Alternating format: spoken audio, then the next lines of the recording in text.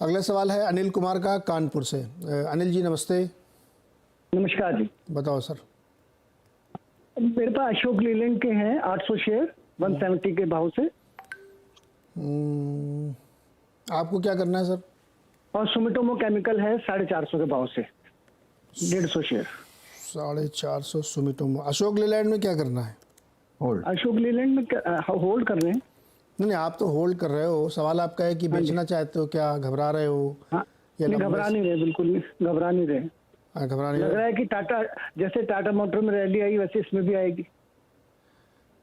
देखिए, टाटा मोटर्स जो है ना, एक ऐसी कंपनी जिसमें वो ट्रक भी बनाते हैं, छोटा हाथी भी बनाते हैं, टाटा एस भी बनाते हैं, जगुआर लैंड रोवर भी बनाते हैं। हाँ जी, तो हाँ जी। पैसेंजर और कमर्शियल दोनों है। अब तो खबर भी आ रही है कि वो लोग अलग अलग हाँ जी, हाँ जी, अलग अलग हो रहे हैं। ये segregation खाली हो रहा है। ट्रक बनाते हैं। हाँ जी, हाँ जी। तो इनका जो कमर्शियल बिजनेस है ना, कमर्शियल व्हीकल का, वो सिक्लिकल बिजनेस है। तो सीधा कंपैरिजन, हालांकि एक ही सेगमेंट है लेकिन कंपैरिजन ठीक नहीं है। चलिए पहले पूछते हैं राजेश जी, 800 शेयर 176 पर, और ये स्टॉक की हिस्ट्री है कि 176 से 180-85 के बीच में ये न जाने कितने दिनों से घूम रहा होगा, 1.5-2 साल से घूम रहा होगा। क्या करना चाहिए इसमें? देखिए नीरज जी, मुझे लगता है कि आपने बिल्कुल सही कहा। ये एक रेंज में है, ऐसा कुछ कहीं भाग के नहीं जाता। ये 170 175 ऑन अ लोअर साइड, जो इसका 200 डीएमए का लेवल है, और सामने 185 टू 190। तो अभी तो इतना तो है कि ये लोअर बैंड पे खड़ा है, लोअर एज पे खड़ा है। तो ये जो 175 170 का लेवल है, in fact 170 to be very precise, ये इसका 200 डीएमए है। मुझे लगता है फिलहाल आप इसमें बने रहे, स्टॉप लॉस ₹5 का मेंटेन करें 165 का, क्योंकि अगर ये 170 का लेवल टूटेगा, अगर बाजार घूमता है, निफ्टी सामने घूमता है, और अगर 170 का लेवल टूटता है, तो ये जो कंसोलिडेशन का ब्रेकआउट है, ये ब्रेकआउट की जगह ब्रेकडाउन हो जाएगा। In that case selling mount हो सकती है। तो stop loss first of all strict stop loss रखे 165 का, और होल्ड करे। मुझे लगता है फिर से ये कहीं ना कहीं कुछ ना कुछ तो होता ही है, न्यूज आता ही है, कहीं कहीं पे स्विंग मिलता ही है, ये 180 की तरफ भागेगा, जहां पे आपको फिर से एक बार के लिए एग्जिट अपॉर्चुनिटी मिलेगी, जहां पे आप एग्जिट ले लीजिए, किसी और स्टॉक में शिफ्ट हो जाइए। मुझे लगता है ये फिलहाल तो रेंज बाउंड काउंटर है। दूसरा है सुमिटोमो, 450 पे खरीदा इन्होंने। कौन सा वाला? सुमितोमो। सुमिटोमो, हाँ। सुमितोमो, देखिए सुमितोमो मिला? नहीं, इसका स्ट्रक्चर वीकी है। अच्छा, ओके। वीकी है ये। 400 या 390 400 पे बड़ा सप्लायर है। मुझे नहीं लगता ये सप्लायर हाल फिलहाल में निगेट हो जाएगा। इनफैक्ट जो भी पुल बैक मिलेगा उसमें एग्जिट ही होगा, सप्लाई ही मिलेगा। रही बात सपोर्ट की, तो देखिए इसका पोजिशनल सपोर्ट बनता है 320 तक, 320 330। तो ओवरऑल इसका स्ट्रक्चर वीक है। तो for me it's an exit, या probably if you want to hold it, keep your stop loss at 350, strict stop loss at 350, और पुल बैक पे आप निकल जाइए 380 से लेके 400। ये पुल बैक का रेजिस्टेंस का आपका, आप कह सकते हैं कि सप्लाई पॉइंट्स है। तो for me this is a sell on rise counter for me. Okay, sell on rise है दोनों में। एक में 165 का स्टॉप लॉस और एक में 350 का, ये याद रखिएगा आप। चलिए अगला सवाल है सुरेंद्र होरा इंदौर से। बताइए होरा जी, क्या हाल चाल? सर बढ़िया है। मेरे पास सर बीजीआर एनर्जी के 200 शेयर हैं। हाँ। 59 पे। तो सर इसको होल्ड करना है क्योंकि कंटिन्यू लोअर सर्किट लगा रहा है। फंस गया इसमें आप, लग रहा है।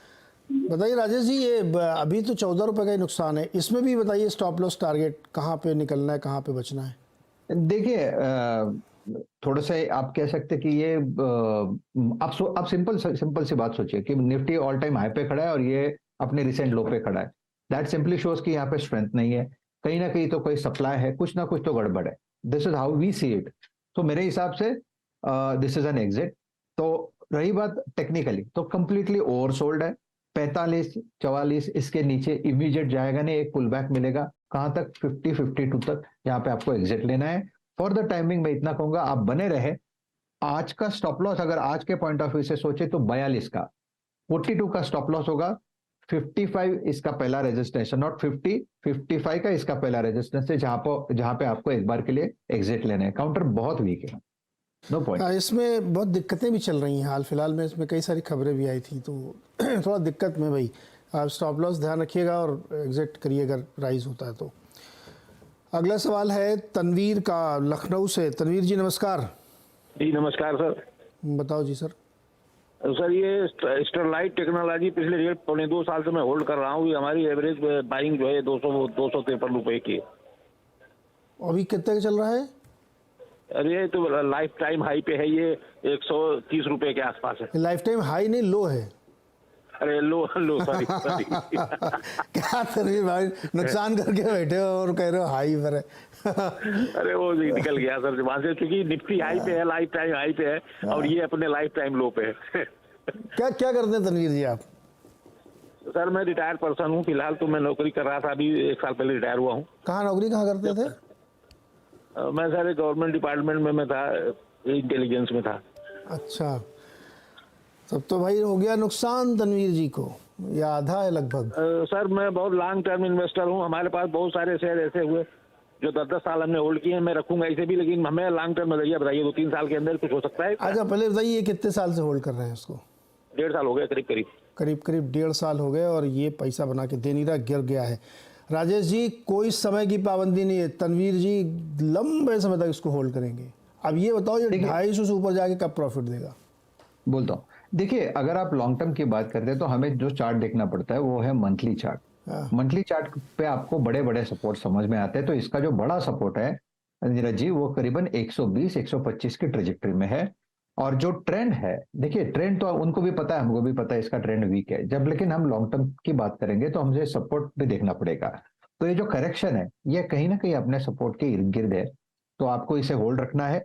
रही बात रेजिस्टेंस की, यानी आपको कह सकते हैं कि कहां तक पहला जाएगा, तो मुझे लगता है 170 ये इसका पहला रेजिस्टेंस है, पहला टारगेट है।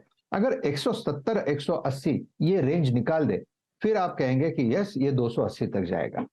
तो इसका देखिए लॉन्ग टर्म का चार्ट जो है वो आप कह सकते हैं कि अभी तक वहां पे कोई डेंट नहीं है, लेकिन यस मिड टर्म में ये जो पेन है ये थोड़ा आपको दिख सकता है, तो it's a hold for me. वैसे कहते हैं बाजार में कि गिरते हुए शेयर को एवरेज नहीं करना चाहिए, लेकिन चूंकि इनका इतना ज्यादा गिर चुका है कि क्या कोई संभावना कि एवरेज करें? ना करें? न करे तो बेहतर है, क्योंकि देखिए हाँ वो हम लोग कहते हैं ना कि लूजिंग हैंड्स पे ज्यादा नहीं खेलना है। हाँ, तो तनवीर जी आप क्वांटिटी मत बढ़ाइएगा, होल्ड करिए। 180 अगर चला गया और उसको तोड़ दिया उसने, तो फिर ये 280 भी जा सकता है, लेकिन 133 से 180 जाने में ही इसको ना बहुत मुश्किल होगी और बहुत ठंडा स्टॉक है सर ये। लेकिन अब चूंकि काफ़ी नुकसान हो गया, बेच के फ़ायदा नहीं है, नुकसान लॉक कर देंगे आप, तो नुकसान ना लॉक करके आप बने रहिए इस पर, वेट करिए 180 का। 180 आया तो एक बार फिर हम लोग फ़ोन पे बात करेंगे सर। ओके, अगला सवाल लेते हैं फटाफट। एक और चरण सिंह जी हैं मानेसर गुरुग्राम से। चरण सिंह जी नमस्कार सर। नमस्कार नीरज सर। बताओ सर क्या हालचाल, क्या सवाल? बहुत बढ़िया है सर। एक डिश टीवी का और एक मनक्षिया लिमिटेड का था सर। दूसरा कौन सा बताया आपने? मनक्षिया लिमिटेड। अरे भाई लेके ऐसा ये मनक्षिया लिमिटेड। हाँ, पहले तो राजेश जी डिश टीवी में कोई राय है आपकी क्या? देखिए डिश टीवी ये ऐसा कोई नहीं है, इसमें कोई बड़ी बात नहीं है, चार्ट भी कोई खास नहीं है to be very frank with you, तो इसमें तो मेरा अवॉइड ही रहेगा। लेकिन हालांकि 19 के आसपास इसका 200 DM है, तो एक पुल बैक मिल सकता है 22 रुपये तक, 22-22.5 तक, जहां पे आपको एग्जिट लेना है। So I think it's better not to invest in Dish TV, ये काउंटर में दम नहीं है। रही बात मनाक्सिया, मैं चेक कर रहा था कि मेरे पास भी ये काउंटर कभी मैंने सुना नहीं था। 118 का भाव है क्या? 118 वाला है ना? हाँ मनक्षिया। चरण सिंह जी जी सर। 118 वाला सर 118 वाला एक झील पे रहा है और दिलवाइए सर। अरे भाई रुक जाओ ना, दुई बहुत है आज के लिए। मनक्षिया 118 पे, हाँ वही वाला, यही वाला जो दिख रहा है स्क्रीन पे। जी नीरज जी देखिए चार्ट अगर आप शॉर्ट टर्म टाइम फ्रेम पे देखें तो चार्ट बॉटम बनाने की कोशिश कर रहा है, जहां पे 110 ये इसका सपोर्ट है। रही बात लेवल्स की, तो मुझे लगता है 110 इसका लोअर साइड का आप कह सकते हैं कि सपोर्ट है, लेकिन सामने 130-135 तक का मूव इसमें मिलना चाहिए। अगर 135 के ऊपर चला जाता है तो फिर इसमें आप कह सकते हैं कि बड़ी रैली आएगी, लेकिन चार्ट उतना प्रॉमिसिंग नहीं है, क्योंकि आप देखिए ऐसे मार्केट में ये लोअर बैंड पे कंसोलिडेट हो रहा है। तो मैं इतना ही कहूंगा, 110 का सपोर्ट ध्यान में रखते हुए 105 का आप एक पोजिशनल स्टॉप लॉस रखें।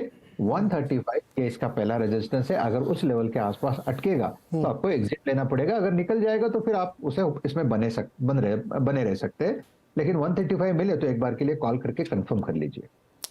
ओके, ये राय है इनके लिए। अगला सवाल है अमित का, दिल्ली से जुड़ रहे हैं। अमित जी नमस्कार, सवाल पूछिए सर। नमस्कार सर, मेरे पास 2 शेयर हैं सर। पहला है सर आंध्रा पेपर, 600 रुपए पे 20 शेयर हैं सर।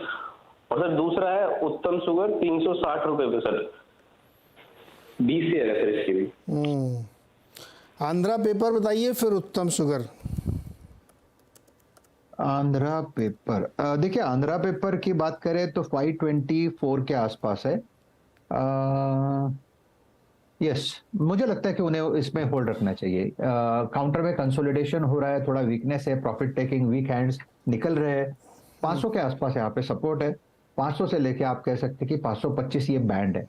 अगर इस बैंड को ये रिस्पेक्ट देगा, जिसकी प्रोबेबिलिटी बहुत ज्यादा है, मुझे लगता है एक बार के लिए फिर से घूमेगा इस 600-620 तक। तो इट्स होल्ड फॉर मी, लेकिन आपका स्टॉप लॉस होगा 500 के नीचे। 500 के नीचे स्टॉप लॉस लगा के होल्ड करें। और एक और उत्तम शुगर इन्होंने पूछा है। उत्तम शुगर, देखिए उत्तम शुगर का चार्ट अच्छा है। 340 पे यहाँ पे मल्टीपल बॉटम फॉर्मेशन है। दैट सीम्स कि यहाँ पे एक्यूमुलेशन हो रहा है। एक्यूमुलेशन का ब्रेकआउट कहाँ पे है? मेरे हिसाब से 400 का वो लेवल होगा। अगर 400 के लेवल के पार चला जाता है, यानी रेंज कहाँ हो गए? 340 ऑन द लोअर साइड और 400 ऑन हायर साइड। जैसे ही 400 का लेवल निकलेगा नीरज जी, मुझे लगता है ये 460 480 को अनफोल्ड करेगा, वो भी बहुत शॉर्ट टाइम स्पैन पे। तो एक्यूमुलेशन लंबा है, इसका मतलब जो मूव मिलेगा वो भी क्विक मिलेगा। तो आप फिलहाल बने रहे, स्टॉप लॉस जो है 340 के नीचे रख दे। ओके, 340 के नीचे स्टॉप लॉस, इसको होल्ड करिए। इसमें तो बड़ा मोमेंट है। अच्छा, चीनी वाले शेयर चलते भी ऐसे ही एकदम से दंदनाते हुए चलेंगे और फिर दंदनाते हुए गिरेंगे। स्ट्रॉन्ग है ये। उत्तम वाला जो ना होल्ड करके रखिए, कोई दिक्कत नहीं इसमें, बढ़िया। अच्छा, एक समय खत्म हो रहा है, एक आखिरी सवाल। UPL 457 का लो लगाने के बाद स्टॉक ऊपर ऊपर ऊपर ऊपर ऊपर चल रहा है।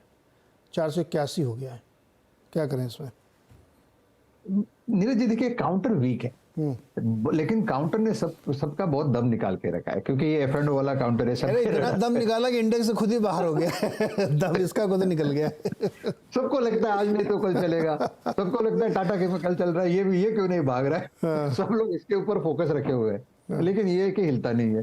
थोड़ा ऊपर आता है तो इसमें सप्लाई पॉइंट आता है। देखिए पोजिशनली अगर आपके पास है तो आप बने रहे। 450 का सपोर्ट है। अगर याद है, मुझे याद है लास्ट टाइम भी किसी ने पूछा था, लास्ट वीक UPL ही था, और तभी मैंने यही कहा था 450 का इसका सपोर्ट है, और 450 के सपोर्ट से इसमें बने रहे। इसका ब्रेकआउट आएगा 500 पे। अगर ये 500 के ऊपर चला जाएगा तो इसमें अच्छी शॉर्ट कवरिंग रैली मिलेगी, कम से कम 560 580 तक। तो yes, for me this is, आप कह सकते हैं कि ये गिरते हुए मार्केट में थोड़ा अगर कॉन्ट्रा व्यू सोचना है तो this is the right time. Okay.